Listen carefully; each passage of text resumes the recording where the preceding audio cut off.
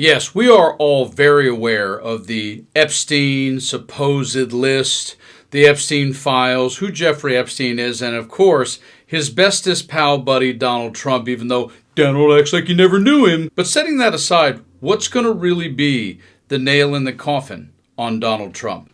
Because it has to actually be a smoking gun of evidence. As we know, because hearsay is hearsay, and Donald Trump, as the president, as it is in this breaking story, when you have the entire administration and your attorney general obstructing, hiding, deleting, disappearing everything, it's going to take something more. Because we, of course, have the tragedy of the individual victim who speaks out like this. I'm considered number 27 on Donald Trump's 27th assault victim. When I was doing Sports Illustrated, that's when he assaulted me. Jeffrey Epstein walked me into his office to be assaulted by him. Hell, we even have ex-girlfriends of Epstein. This. While you were dating Epstein, can you tell us how close these two men were? They were best friends. I dated Jeffrey for a period of 4 or 5 months. The only friend that he would mention every time we saw each other or had a phone conversation was Donald, and he would share a lot of anecdotes. They were very close, and they were up to no good. And incredibly, tragically, you have yet another first-hand victim of Prince Andrew, who was introduced by Ghislaine Maxwell. This. Now to that royal scandal in Britain. TV viewers tonight saw a dramatic interview with Prince Andrew's accuser. Virginia Giuffre called on the public to stand with her against trafficking. He knows what happened. I know what happened. And there's only one of us telling the truth, and I know that's me. That truth is that she was forced to have sex with Prince Andrew when she was 17 years old.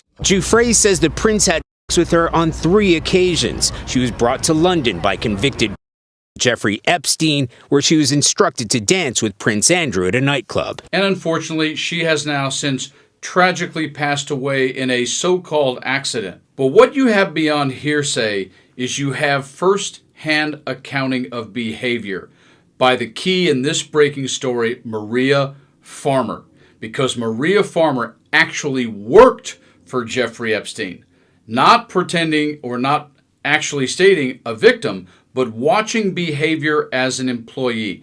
Take a quick listen to what she had to say about Ghislaine Maxwell and Ivana Trump, Donald's ex-wife. This. Ivana Trump was like her best friend. That was creepy. Donald Trump. And Donald Trump was always hanging out with Epstein, and Ivana was always hanging out with Ghislaine. Right. And she would say, we're going to go pick up Ivana, or Ivana's going to come. And we'd ride in the car with her. And I remember one occasion where Ghislaine's like, I have to get out right now. And she went and got a number from a child, in a uniform. Everybody knew what they were doing.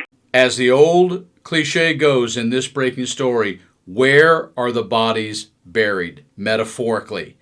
And Maria Farmer has now pointed everyone to possible actual evidence that can be a smoking gun. Check this out. Woman. Trump stared at reveals where he might appear in Epstein files, New York Times. An artist who spoke with the New York Times about her experience with Donald Trump and Jeffrey Epstein revealed where the president might appear in the Epstein files. Maria Farmer, who worked for Epstein between 1995 and 1996, told the outlet that she made numerous reports to the New York Police Department and the FBI. She shared her account at a time when Trump is trying to distance himself from the Epstein saga, which has consumed his presidency for more than a week.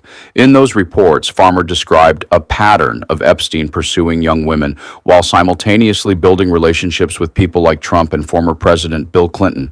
Farmer also spoke about one incident at one of Epstein's luxury properties in Manhattan, New York, where Trump hovered over her and stared at her bare legs. After Epstein entered the room, Farmer recalled him telling Trump, No, she's not here for you." The NYT obtained at least one note from one of the New York Police Department's investigators, who told Farmer to call the FBI. The records also do not mention Mr. Trump, but much of the account remains redacted, the outlet reported. It was also reported that it is unclear whether federal investigators pursued a deeper examination of Mr. Trump's relationship with Mr. Epstein, or whether the authorities documented what Ms. Farmer said she told them about Mr. Trump.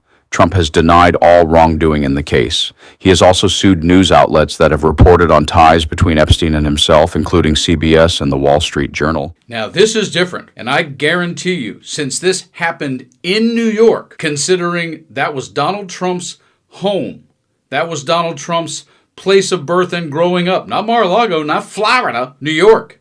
And because there's already a situation that exists in New York legally for Trump, this is going to be exceptionally intriguing, as I like to say, intriguing, to watch where this goes down the road, because redacted or not, they got redacted by somebody, but it's a matter of actually having your hands on the evidence she has spoken of, because again, she's coming from the place of being an employee of Epstein's and being in the presence of both those men at the same time and knowing where things are, or as it's metaphorically stated, potentially where the bodies are buried.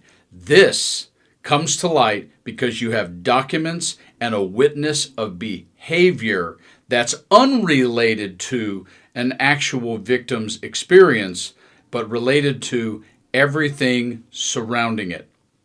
On this one, stay tuned and stay frosty.